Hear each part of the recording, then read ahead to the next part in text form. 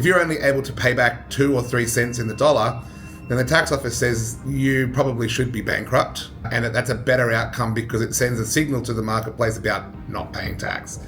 The national average is between 8 and 9 cents in a personal insolvency agreement. So if you are coming out north of that in your offers, the ATO is going to give it genuine and serious consideration.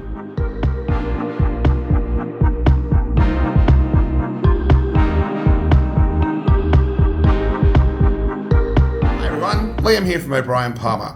I want to talk about a recent matter that we worked on where we were appointed controlling trustee and helped a director appoint or get approved a personal insolvency agreement. It was a really interesting matter, and I think it's one that we're starting to see a lot more inquiries about, so it's very relevant to considerations about whether or not you can avoid bankruptcy through the personal insolvency agreement process.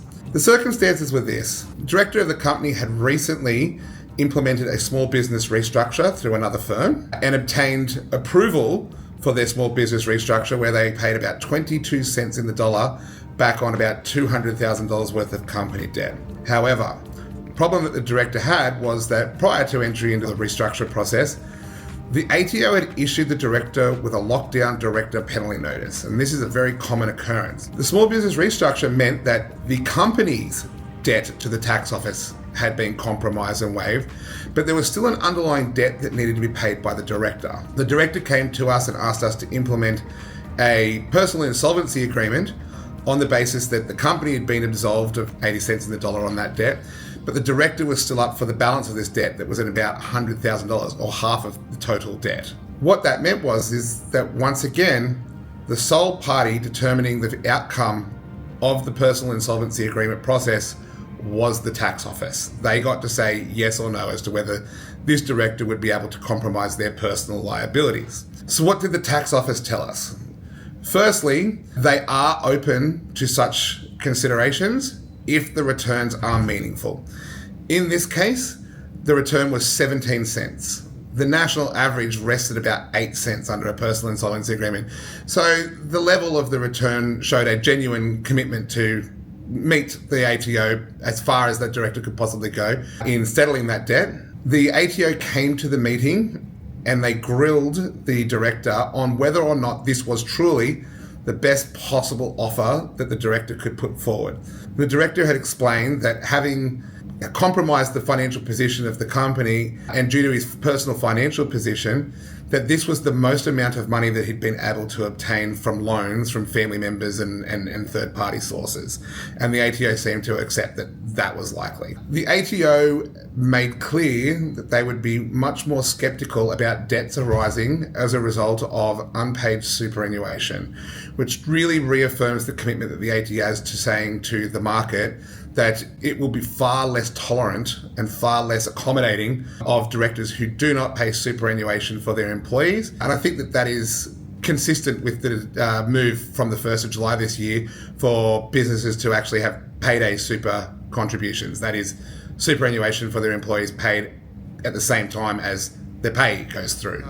Another relevant issue to take into consideration is that whilst the ATO wants to accommodate the overall goals of the personal insolvency system, that is to help people avoid bankruptcy, allowing them to continue trading, continue operating as members of our economy and our community, they will definitely take a stand against people who they see are not serious or genuine about their attempts or are otherwise looking to merely avoid paying tax. There is a level at which the return is so low that the public interest in de-incentivizing people from racking up personal tax debts that they can't pay is a greater outcome for the tax office than the financial return. That is, if you're only able to pay back 2 or 3 cents in the dollar, then the tax office says you probably should be bankrupt, and that's a better outcome because it sends a signal to the marketplace about not paying tax. Whereas a genuine return is something that the ATO will take seriously and consider. As I said before, the national average is between 8 and 9 cents in a personal insolvency agreement. So if you are coming out north of that in your offers, the ATO is going to give it genuine and serious consideration. The other issues that the ATO sought to question us on about the proposal was the analysis that we conducted of what the outcome would be for the directors should they go into bankruptcy. They wanted us to be able to objectively talk about the value of assets, the value of secured debt against those assets. We were expected to conduct a fairly rigorous assessment of a director's income and the potential liability for income contributions paid throughout a bankruptcy when forming the view as to what return creditors might receive if the bankruptcy were to go ahead versus the projected return to creditors under the Personal Insolvency Agreement. Those sorts of factors are all the issues that we investigate when we're appointed and that we put into our report.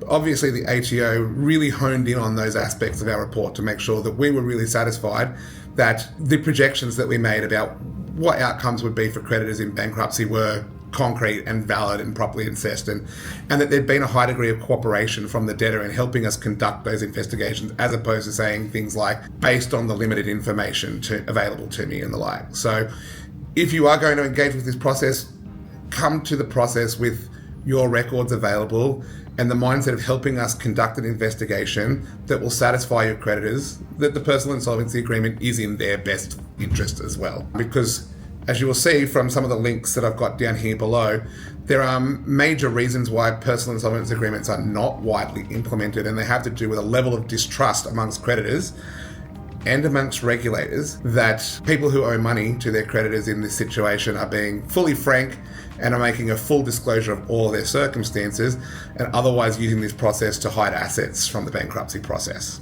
All that being said, the essentially interlinked nature of directors and their businesses today mean that we need to have a process for both business recovery through company structures, but also financial recovery of the directors who find themselves personally indebted because of their company's liabilities, whether it be director penalty notices, personal guarantees for finances, or claims a liquidator might bring. The consequences of a business failure do more and more flow back to the directors, and so this personal insolvency agreement process is one which is still valid and one that should be considered before entering into bankruptcy. And if you think that this might be something that will help you avoid bankruptcy, please give us a call today. We're happy to spend some time with you looking at your circumstances and making some projections about what the outcomes might be and what the prospects of success are. So please get in touch and give us a call.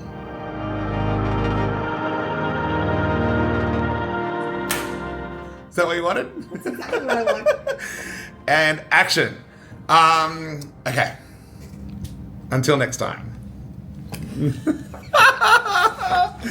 That's just Better? Oh, so good. Okay.